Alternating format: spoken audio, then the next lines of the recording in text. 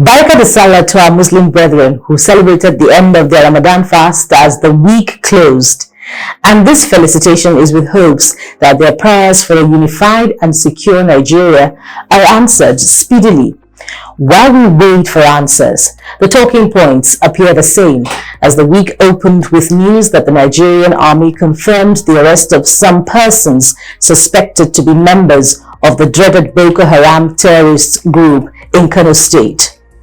Residents of the commercial city of Onitsha in Anambra State were thrown into panic on Sunday after a truck loaded with live ammunition fell down in the state. Now, this persistent and heightened state of insecurity has perhaps informed our first subject today, which is foreign investors pull out 1.64 trillion naira from stock market over insecurity. And secondly, Southern senators commend governor's initiative on restructuring and open grazing. Welcome to Issues with Jide. And here, no one says it like Babajide Kolade-Otitoju.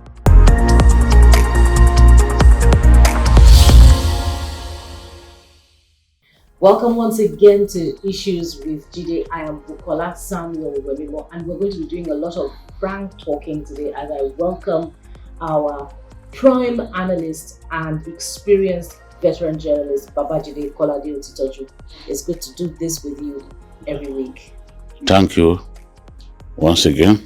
Yes. So as we start off, BKO, it's very, very disconcerting, the news about 1.67 trillion naira that foreign investors have withdrawn. The economy is already suffering from double-digit inflation. What are the consequences of this withdrawal of investment from the Nigerian stock market? What we are seeing clearly is the demonstration of the fact that war, social disorder, and general insecurity do not promote investment. Nobody would want to take his investment to a country where he is not guaranteed of the safety of his investment. So more and more foreign portfolio investors are pulling out of our country because of the dire economic situation and because of the insecurity that we are going through. And if the government does not address the issue of insecurity, especially even the inflows that we are worried about, the fact that they are not sufficient, will dry up totally. They will dry up totally. It's not difficult to understand why we are going through all this. You know, when we were growing up, for example, northern Nigeria, especially Kano, was seen as the home of confectionery, sweet. You remember Neko Sweet? Yeah. The headquarters was in Kano. That was where they were making that sweet at that time. And across the country, that was the sweet that was most popular. A lot of those companies are gone now. And these were foreign companies, you know, because it's actually the Lebanese that brought confectionery to this part of the world. A lot of them have left. Those companies are literally gone. Yes. And things are worsened by the fact that we have a serious security problem in our country that is not being addressed sufficiently. I won't say not being addressed, but not being addressed sufficiently until the government realizes that, look, for us to have economic growth, you must create a conducive environment for investment.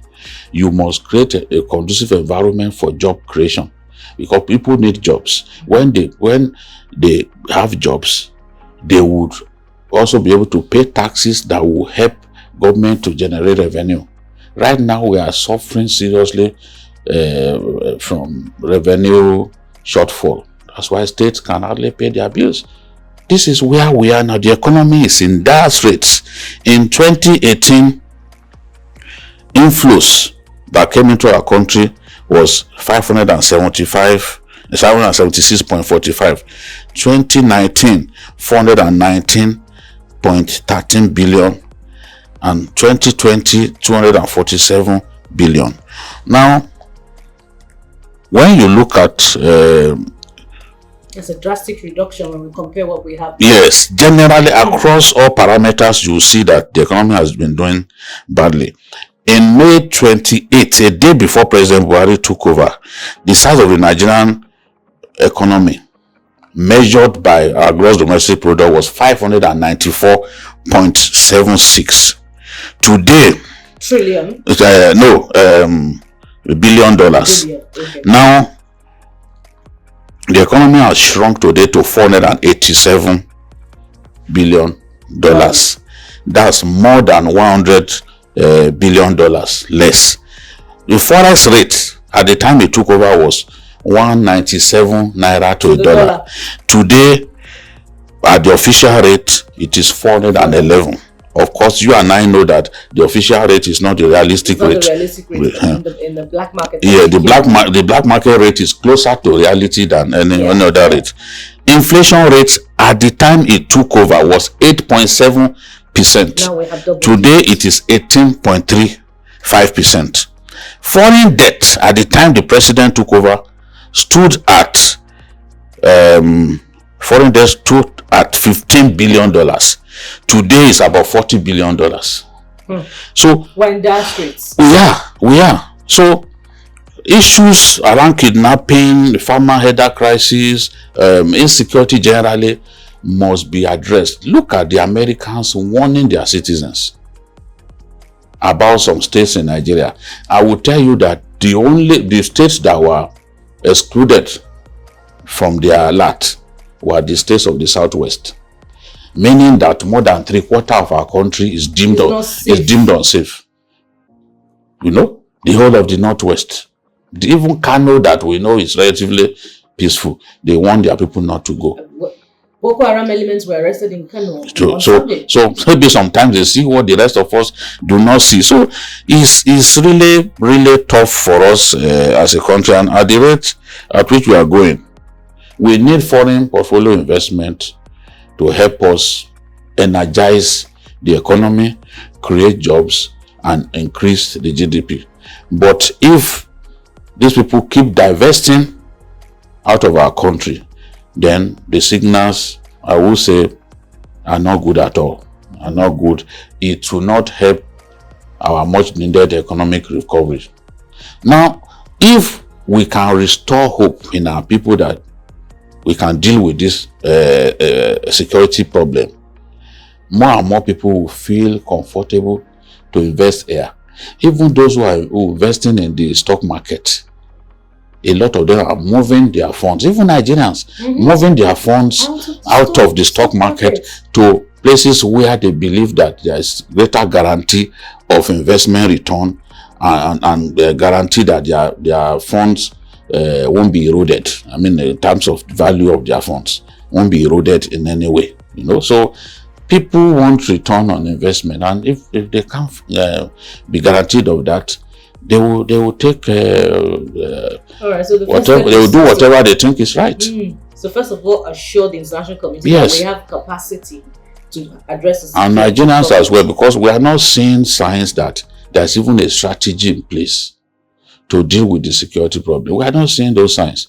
You cannot tell us that you can't deal with Boko Haram, for example. Now we have bandits everywhere, even taxing our people, signing deals with our people that, look, if you don't want us to attack you, then you pay us also amount of money every month. In this country, it's happening. In Niger State, in Katsina State, the home state of the president, is happening. Bandits are telling the people that, look, the military cannot protect you. If you don't want us to kill you, pay us also amount of money every month and we will stay away. That's what we've been reduced to. That's what we've been reduced to, and I'm really troubled about this. Okay, a related topic now. The southern governors in Asaba have reason to, say that to sort of reaffirm the decision of nationwide governors on February 11 that open grazing is no longer realistic and the way to go is ranching. So they're saying the same thing that had been said by their colleagues from the meeting of February 11. So BK, where do we go from here? I am particularly happy about the extent to which the Southern governors went. For so long, many of them, they were largely laid back about issues that have to do with the existence of our country, continued existence of Nigeria as a unit. But you can see them coming out now to talk about those problems, those big problems. Farmer header crisis has the capacity to create serious food security issues in our country. Because it's already creating when farmers are no longer safe. That is what has worsened inflation. The big trigger for the uptick in inflationary figure in our country is the fact that food inflation is on the rise. In the past, it was even agriculture that helped us to kind of modulate the inflationary trend.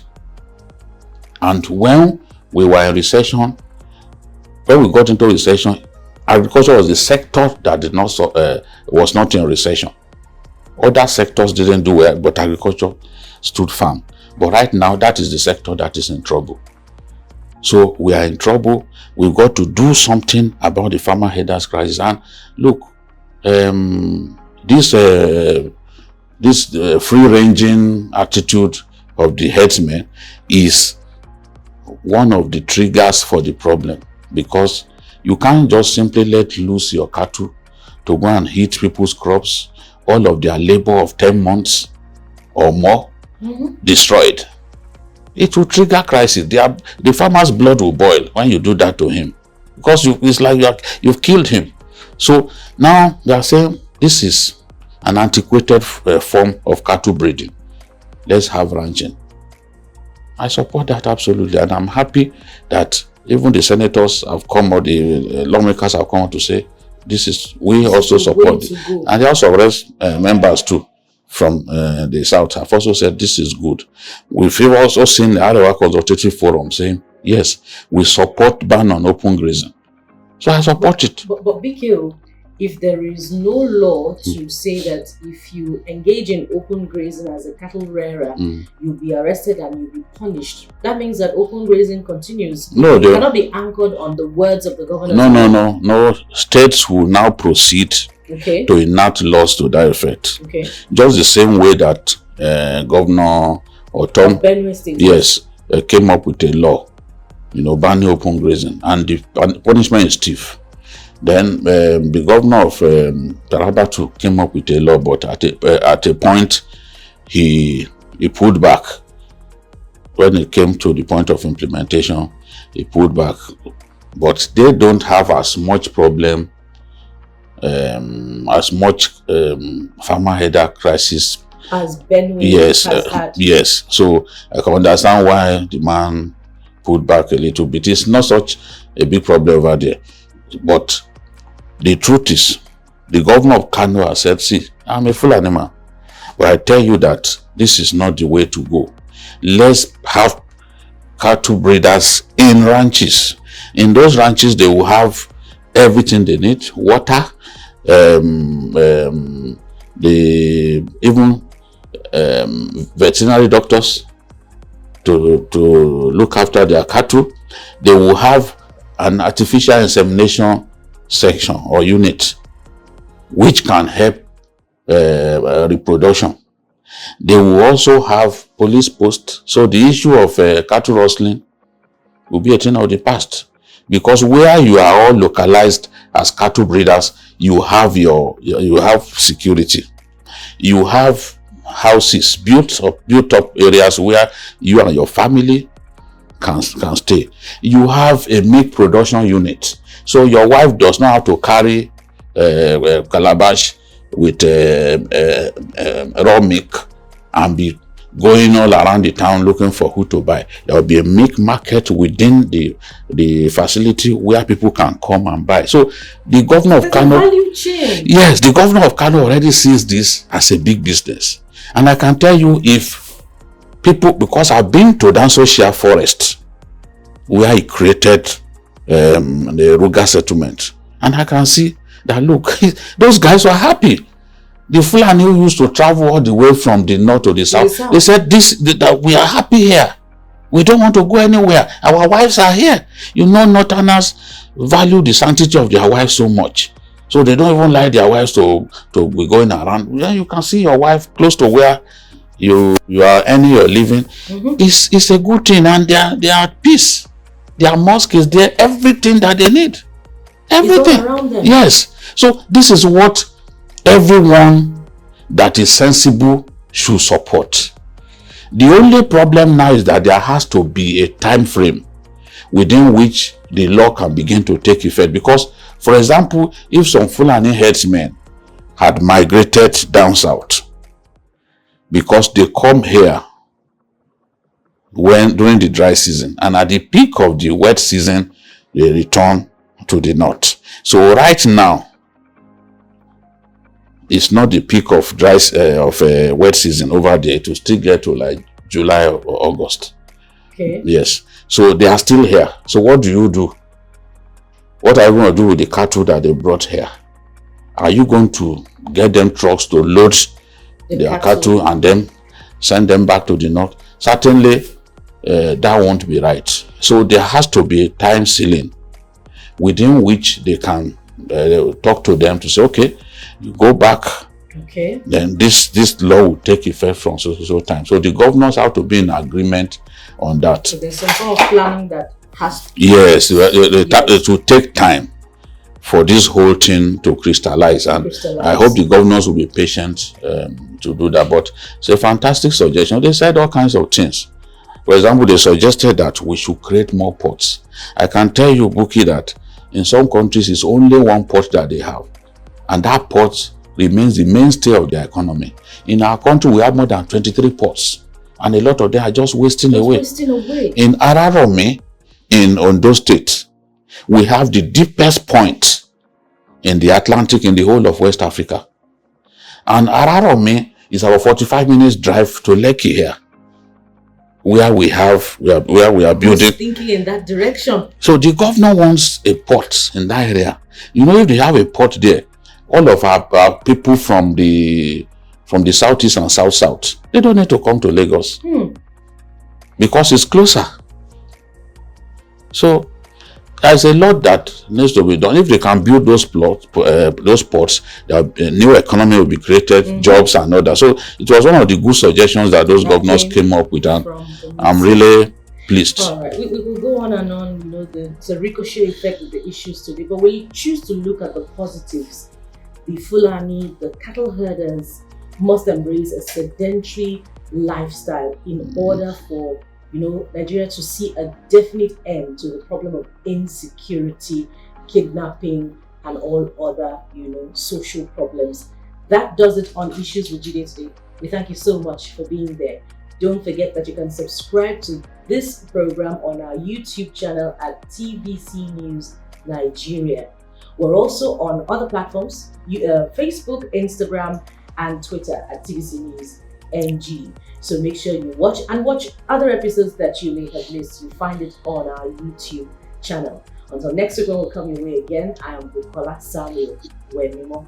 Bye for now. And thank you, BK. It's always nice. Thank you so much for being my companion. Yes, indeed.